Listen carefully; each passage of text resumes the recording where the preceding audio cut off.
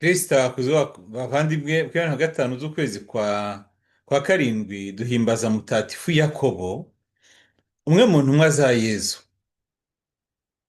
Akaba yitwa Yakobo mukuru, ariko mu buzima bwe bakaba bavuga n'ibindi byinshi bitandukanye. Bavuga ko Bikira Mariya yamugendereye atari yava muri iyi si ubwo yari yagiye gukora ubutumwa mu gihugu cya Esipanye.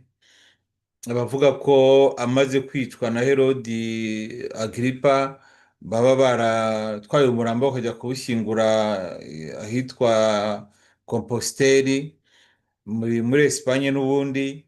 Noneho n'abandi bavuga bati hagomba kuba hari nk'ibihimbano byinshi kuruta iby'ukuri, ariko nyine nagira ngo tumuvugiye duhere ku ijambo ry'Imana ritubwira. Ndi bunyerere gato ku cyo nyine ku kivugwa n'uruhererekane rwo muri Kiliziya, noneho nsoze mvuga icyo twebwe dushobora kumwigiraho. Yakobo witwa Yakobo mukuru ni umuvandimwe wa intumwa yindi, intumwa Yohani. Bombi bakaba ari abana ba Zebedeyi. Abana ba Zebedeyi rero akaba bari muri babandi za ntumwa za mbere Yezu yatoye. Abavandimwe babiri babiri, Simoni Petero na Andereya, Yakobo na Yohani. Abo ngabo nibo ba mbere batowe rwose, mbere yo kongeraho ba Filipo n'abandi bakurikiye kuri uwo mubare. Abo rero bakaba bari abarobyi. Ni ukuvuga ngo uwo duhimbaza uno munsi mutatifu Yakobo cyangwa Jacques, bose cyangwa Santiago nyine mu rurimi rw'icyesipanyolo, abo ngabo bose, cyangwa James mu cyongereza, abo ngabo bose bari abarobyi mu ntangiriro. Bahuye na Yezu bwa mbere nk'uko tubibona mu Ivanjiri ya Yohana umutwe wa mbere. Yezu arabahamagara, noneho nako bamweretswe na Yohani Batista, kuko mbere babigishwa Yohani Batista. Yohani Batista rero arababwira ati dore ntama y'Imana dukiza ibyaha by'abantu nguriye. Basiga Yohani Batista baragenda bakurikira Yezu.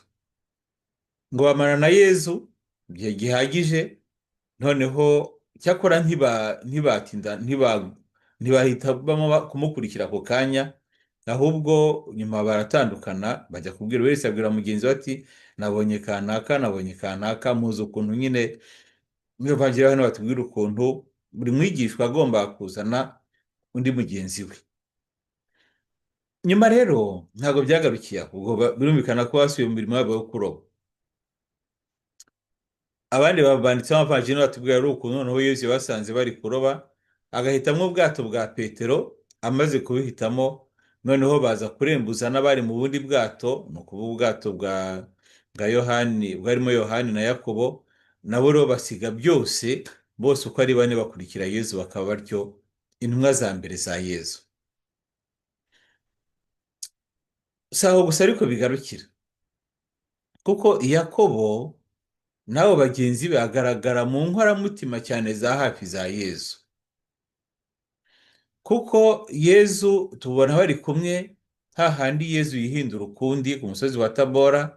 Noneho Yezu yihindura ukundi, Yakobo, Yohani na Petero bari bahari. Ngaho ho ntabwo Andereya yakunze kugaragara muri abo batatu, bivuga ngo yari inkoramutima mu by'ukuri muri abo batatu ba Yezu. Noneho twongera kubona n'ubundi mu gihe Yezu, mu ijoro Yezu Kristo yatanzwemo, noneho twongera kubabona uko ari batatu. Yezu abafata, Yakobo, Yohani na Petero, bakajyana nawe mu murima w'imizeti, akabashyira ku ruhande kugira ngo ababwire ibigiye kumubaho. Noneho rero twabana nyine kuba mu murima w'imizeti uko ari batatu muri za nkoramutima ze. Ariko sinaha gusa, nta handi Yezu yajya yinjira kwa Nayimu, bamwe bari bapfuye, noneho Yezu akinjiramo, yari kumwe na Yakobo na Yohani na Petero. Kuvuga ngo bari inkoramutima za Yezu uko ari batatu. Ni ikintu gikomeye cyane kumva uri inkoramutima ya Yezu, ko Yezu ashobora kuguhitamo kugira ngo mujyane ahantu hiherereye, ahantu hakomeye. ariko binasaba ko nawe nyine uba umwegereye kurushaho, twavuga tuko abo batatu aribo bari begereye Yezu cyane cyane kurushaho. Gusa bigaragara ko yari afite kamere itoroshye. Gukurikira Yezu ntabwo bikuraho ko tugenda turwana na kamere yacu, akenshi wenda bikanatinda kugira ngo duhore tumutakambira kugira ngo aze kuturwanira, aze kudufasha. Yakobo na mwene nyina Yohani ngomba kuba afite kamere itoroshye, yaba iyo gushaka gukundwa cyane, yaba iyo kwivumbura, ku buryo hari igihe cyageze Yezu akavuga ati mwebwe ahubwo muri abana b'inkuba. Kwezi yagombaga kwambuka mu murenge wa Samariya, noneho abanyasamariya banga kwakira Yezu n'abigishwa be, bajya kuzenguruka kugira ngo bazagere i Yeruzalemu. Ariko igihe amaze kubakira, Yakobo aravuga ati koko ari ibitangaza bindi, wamanuye inkuba ikabasa kabanura, noneho tukabona uko dutambuka. Yezu arabareba ati yemwe mwebwe ahubwo muri abana b'inkuba, muri abana b'inkuba. Ariko ibyo ni ibintu bimwe mu bintu bishimisha, ni ukuntu Yezu yari yifite nk'ikintu cyo koroshya, cyane cyane iyo yabonaga abantu bari kuyoba kubera ubwenge buke. Iyo yabonaga abafarisayo n'abanditsi bigize ibi bitangaza, yabaga azi ko babikora nkana kubera ko bazi amategeko. Ariko yabona n'abahanzweho na roho nawe akongera akabakarira kugira ngo izo roho mbazirukane. Ariko yabonaga umuntu ari mu kintu cy'ubujiji cyangwa cy'ubuyobe cyangwa cya kamere isanzwe, Yezu yumvaga afite impuhwe akamworohera ati ye mana yanjye, ntabwo nari nzi ko muri abana b'inkuba. Nyamara yamukuye ku by'ubwana bw'inkuba, birangiza ahindutse intumwa ikomeye cyane. Kuki rero bakunda kumwita ngo ni Yakobo mukuru? Mwita Yakobo mukuru baba bari gushaka hari impamvu eshatu zigaragara. Icya mbere, nk'umuvandimwe nyine wa Yohani, urumva yari mukuru wa Yohani. Icya kabiri, yabaye nyine umwigishwa witwa Yakobo, bagomba kumutandukana na Yakobo wundi bita mineur, bita Yakobo muto. Yakobo mwene Alufeo, we yari mwene Zebedeyi. Yakobo mwene Alufeo nawe witwa Yakobo, bakaba rero bita Yakobo muto rero. Noneho ikindi cya gatatu rero ni uko niwe muntu wa mbere wishwe mu ntumwa za Nyagasani Yezu Kristo. Uribaza, niwe wa mbere wishwe mu ntumwa za Nyagasani Yezu Kristo, ku buryo iyicwa rye ryanditse no muri Bibiliya, mu gihe abandi izindi ntumwa zapfuye nyuma, wenda ntibirirwe babishyira mu bitabo bitagatifu n'iki, we none izina ryanditse mu bitabo bitagatifu ko Herodi Agiripa yagize uburakari, afata inkota aba yishe Herodi, nako bayishe Yakobo mukuru. Ngo amaze kubona ukuntu abantu bashimishijwe n'uko amwishe, afata na Petero aramufunga, yibwira nyine ko bigumya gushimisha abantu. Ariko muribuka ko Petero n'igihe nyine marayika wa Nyagasani amurokoye akamukura mu buroko. Naho ngaho rero niyo mpamvu bamwita nyine Yakobo mukuru. Muri Bibiliya ni uko tumubona, nk'inkoramutima ya Yezu ni uko tumubona, nk'umuntu wabanye na Nyagasani Yezu Kristo mu bihe bikomeye cyane. Noneho ariko tukanamubona gutyo nk'umuntu wahinduwe na Nyagasani Yezu Kristo, kuba yari umwana w'inkuba ufite uwo mutima umeze gutyo, akamugira umuntu mwiza ushobora kwiyemeza kumupfira. Ni ikiriho kindi batubwira kuri Yakobo mutagatifu gisa nk'igitangaje, ariko noneho iyo abantu bakoze urugendo rw'ikompositere barakubwira ati yamana nta gitangaje kirimo, intumwa za Yesu zaragendaga. Batubwira rero ko Yakobo mukuru, nyuma yo ku munsi mukuru wa Pentekoste, tuzi ko umunsi mukuru wa Pentekoste ukimara kuba, intumwa zakwiriye ahantu henshi hanyuranye, nibwo tubona nyine bamwe bagiye nka bariya ba Tomasi bagiye bajya mu Buhindi n'abandi. Yakobo rero yerekeye mu gihugu cya Espanye, icyo gihe cyitwaga Iberia. Agera mu gihugu cya Iberia, noneho agezeyo agomba guhindura abaturage bahari ahantu, icyakora baramunanira ngo yigisha babiri batagira uwa gatatu. Bivuga ngo mu butumwa ntabwo igihe cyose bigenda neza. Nabyo ni isomo tugomba gukuramo. ariko iyo bigenze nabi ntibikubuza gukomeza ubutumwa. Ngo muri icyo gihe yari muri ubwo butumwa, noneho bikagenda nabi, akashobora kubona abayoboke babiri bonyine, ngo nibwo Bikira Mariya yamugendereye amusanga aho ngaho nyine mu gihugu cya Esipanye, Compostelle.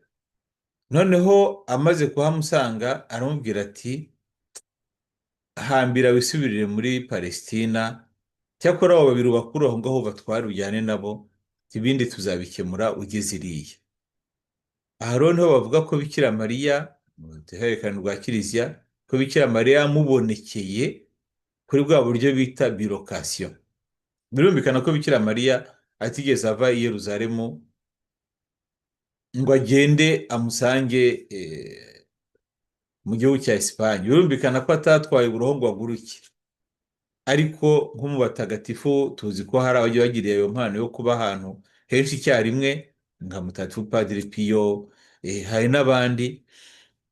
No muri uwo murongo rero wavuga uti Bikira Mariya yashoboye kumubonekera, kuko yabona ngo yacitse intege rwose, avuga ati birababaje kubona ijambo ry'Imana baryanze, ukurikira Yezu wamwanze. Noneho muri uwo gucika intege rero Bikira Mariya aramubwira ati humura, abo babiri barahagije, garuka ngaruka tugaruke muri Palestina. Asubirayo rero, ubwo rero nyine amaze akaba avuye muri icyo gihugu cyo muri Esipanye, nibwo Herode Agiripa yamwishe amuciye umutwe. Icyo gihe rero ngo akimara gucibwa umutwe, barya babiri bari bazanye nawe bafatanyije n'abandi bantu, bafata umurambo we barawutwara kujya kuwushyingura ahitwa nyine Compostelle.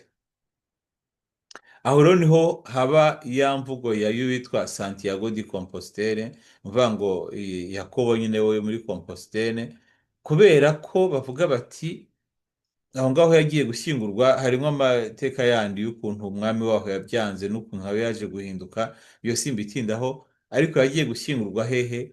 Aho ngaho nyine mu gihugu cya Hispania.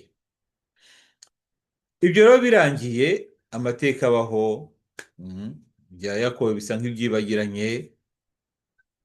Muri 831, mu myaka ya za 831, icyo gihe biriya bihugu bya Esipanye, amajyepfo y'Ubutaliyani, za Sisile hariya, hari harigaruriwe n'Abayisilamu. Abayisilamu bamaze imyaka 200 barigaruriye biriya bice bya Esipanye, amajyepfo y'Ubutaliyani, ibice binini cyane bari barabyigaruriye. Nibwo nyuma haje kuba nyine intambara ikomeye cyane, nibwo bavuga uwitwa Isabella wari umwamikazi n'abandi, mu gihe cya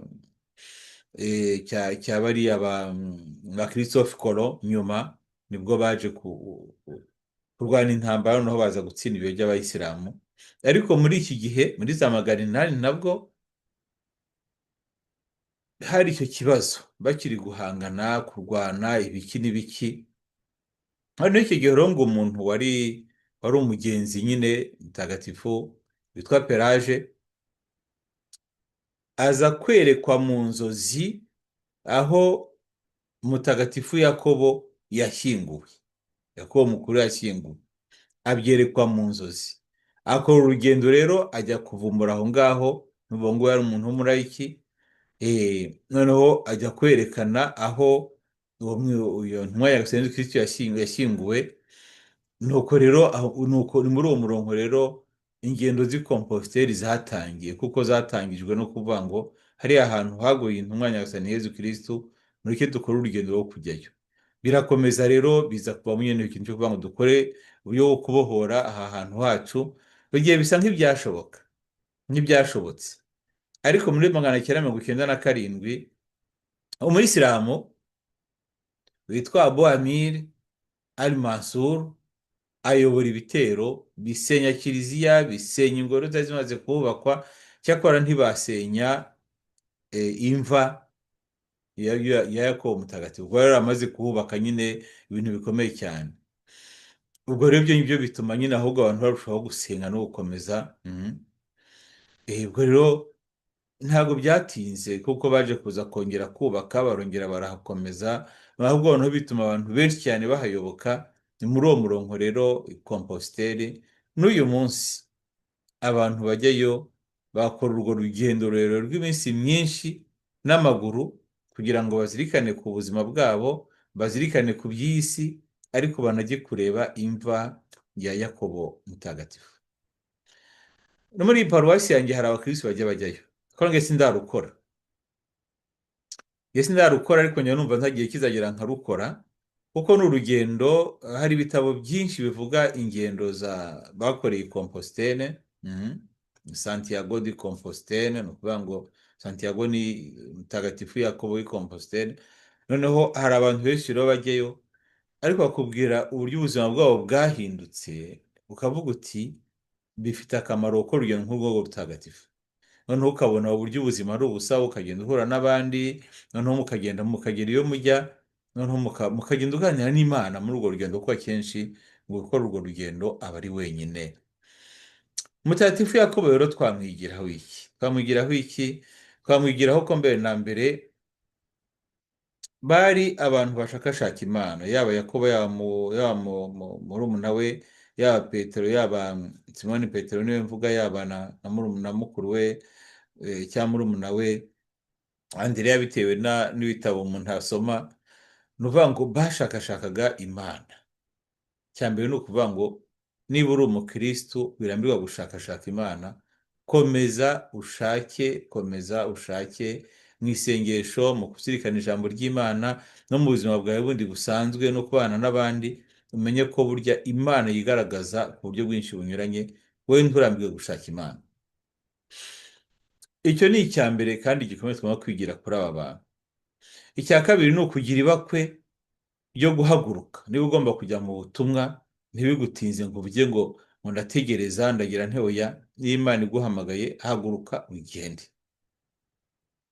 Icya gatatu ni ugukora ku buryo uhinduka inkoramutima ya Yezu.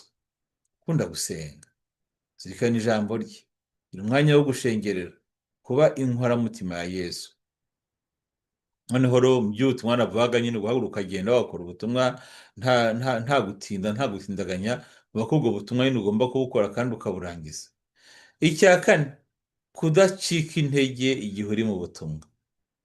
Yakobo mutagatifu ubwo yari muri Esipanye agahindura babiri bonyine, ngo yacitse intege cyane, araniheba, aravuga ati aba bantu ntibashobora kuzapfa bakiriye Yezu bibaho. Yewe n'uyu munsi cyakora mbabwire, tugomba gusaba igihugu cya Esipanye. Mperutse gusoma mu kinyamakuru bavuga ko ubu nibo mbivuga nyine, aricyo gihugu cya mbere cy'i Burayi cyatakaje ubukirisitu cyane kuruta ibindi mu mwaka w'2024. Kuvuga ngo Esipanye umwaka ushize cyabaye igihugu cya mbere cy'i Burayi cyatakaje abakirisitu benshi, mu gihe mu bindi bihugu harimo ikintu cy'ububyutse kigaragara. Yemwe no kugera mu bihugu biriya bya ruguru za Suwede na za Noruveje bavuga ko hari ububyutse. Muri Esipanye ho ngo biri kugenda birushaho kugira gute, kumanuka. Rero ngo wa mutwe ukomeye twongere tubwire tubasabire kugira ngo wenda hagire igishobora kuzamuka. Ariko kudacika intege mu butumwa ni ingenzi cyane iyo ugomba kwamamaza inkuru nziza. Cya gatanu, gufata Bikira Mariya ngo akubere umubyeyi, kuko uko kuntu yari yacitse intege yihebye, iyo Bikira Mariya ataza kumutemberera ku buryo bw'amayobera, amubwira ati humura, komera, wicika intege. Hari igihe mu buzima bwacu ushobora kugira ugacika intege ukuntu rwose byakurangiye. Bikira Mariya nk'umubyeyi akakubwira ati komeza, n'umwana wanjye yatwaye umusaraba, ariko ndetse awupfiraho bigeze igihe azuka mu bapfuye. Kumufata nk'umubyeyi tugendana muri ubwo butumwa buba butoroshye bwo kwamamaza inkuru nziza. Icya nyuma rero, cyangwa ikibanziriza icya nyuma muri ubwo butumwa bwa mutagatifu nyine Yakobo, ni uko mu buzima bwacu tugomba kwiyemeza guhaguruka ugakora ingendo ntagatifu. Izo ngendo abantu bakora bajya za Compostelle, nka zimwe abantu bakora bajya za Kibeho, za Namugongo n'ahandi, burya ntabwo ari igihuti, ntabwo uba uri guta igihe, ahubwo uba uri kurushaho kwegera Imana no muri rwa rugendo kandi nturwibagirwa kuko hari n'igihe Imana igukoreramo ibitangaza. Icya kabiri cyo cya nyuma rero ni uko umukristo wese agomba kuba nk'aba batagatifu ba mbere, kuba muri iyi si urangamiye kuzinjira mu ngoma y'ijuru. Kuba baragiye bemera gupfira Nyagasani Yezu Kristo ni uko bari bazi neza ko aho ari ariho heza, kandi ko aho kugira ngo umwihakane uzamubure, wahitamo kumupfira kugira ngo uzabane nawe. Kasoza iki kiganiro mbibutsa ko kuri iyi tariki ya 25 aribwo Kizito Mihigo yavutseho. Mbabarire kuba muvugaho, nuko mba numva ari umuntu wabaye nawe intangarugero mu bukristu, nk'ibi turimo tuvuga bya bya mutagatifu Yakobo w'i Santiago na Yakobo w'i Compostelle, kuko kwemera kuba umuhamya w'ivanjiri mu isi ifite ibintu bihindagurika, ukaba ikimenyetso cy'ubwiyunge, cyo guhuza abantu, ibyo ngibyo nta muntu ushobora kubyishoboza ubwe, cyane cyane ko muri iyi si ubumaritire rega burya ni impano y'Imana. Kwemeza rero kuba umuhamya ni ikintu gikomeye cyane. Ubu ngubu yari kuba agize imyaka 44. Turemeza rwose ko aruhukiye ahantu heza amahoro. Tumwe dusabire n'umuryango we, dusabire n'igihugu cyacu kugira ngo ayo mahoro n'ubwo bwiyunge n'ubumwe Kizito yamaraniye buzashobore kugera kuri buri wese. Ushobora byose rero nabaha umugisha ku izina ry'Imana Data na Mwana na Roho Mutagatifu. Amen.